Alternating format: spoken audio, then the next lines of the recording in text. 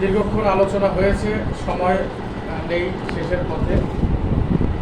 শাপলা, বালাকোট এবং শাপলা শব্দ দুটো খুবই চেতনাময় শব্দ। এই জায়গায় অনেক চেতনা লুকায়িত আছে।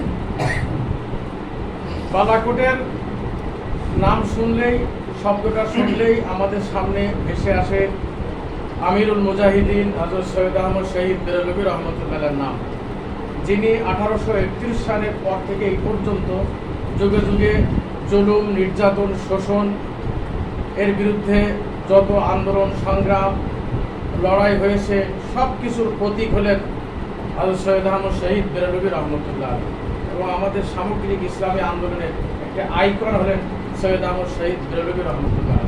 ওনাকে বলা হয় আমিরুল মুজাহিদিন। উনি শাহ ওলিউল্লাহ মুহাদ্দিসের দেহলভী রহমতুল্লাহর আন্দোলনের উত্তরসূরি ছিলেন। উনি ওই আন্দোলনটাই পরিচালনা করতেন।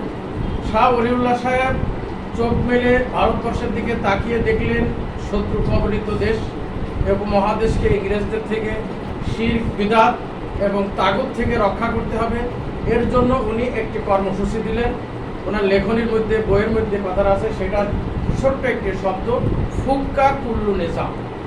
তার মানে প্রচলিত সকল সিস্টেম ভেঙে ওখানে খেলাফত আলা মিনহাজিন নবুয়াকে নির্দেশ করতে হবে। এটা ছিলেন ওনার মূল দর্শন, আর এটাই হলো বালাকোটের মূল চেতনা, ফুক্কা কুল্লু নিজাম। এটা ওনার কিতাবের তত্ত্ব। প্রচলিত সিস্টেমকে ভেঙে দাও।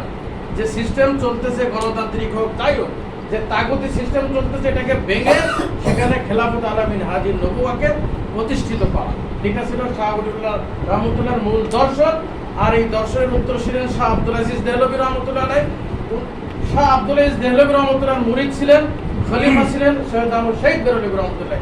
উনি এই আন্দোলনকে উত্তরাধিকার হিসাবে উনি আন্দোলনকে পরিচালনা করেছেন। দুই ভাবে উনি আন্দোলনকে পরিচালনা করছেন।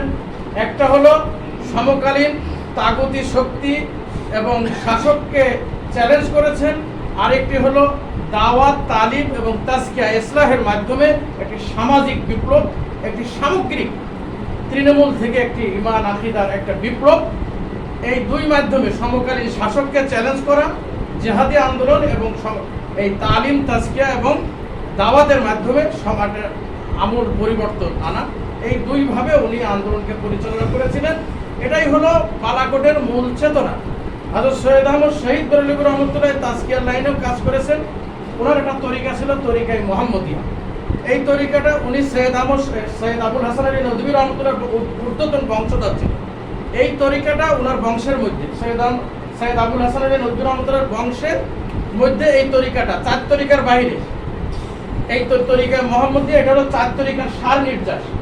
এই তরিকায় ওনারা বায়াত করেন এবং খেলাফত দেন। আমার সৌভাগ্য, আলহামদুলিল্লাহ, হযরত রাবে হাসানি রহমতুল্লাহ, সৈয়দ আবুল হাসান নদভী রহমতুল্লাহর ভাগ্নে, উনি আমাকে 16 সালে সুলুকের লাইনে এজাজত দিয়েছেন এবং ওই চার তরিকার সাথে সাথে আলহামদুলিল্লাহ তরিকায় মুহাম্মদিয়াতে আমাকে এজাজত দিয়েছেন হযরত রাবে সাহেব রহমতুল্লাহ আলাইহি, সৈয়দ আবুল হাসান নদভীর ভাগ্নে।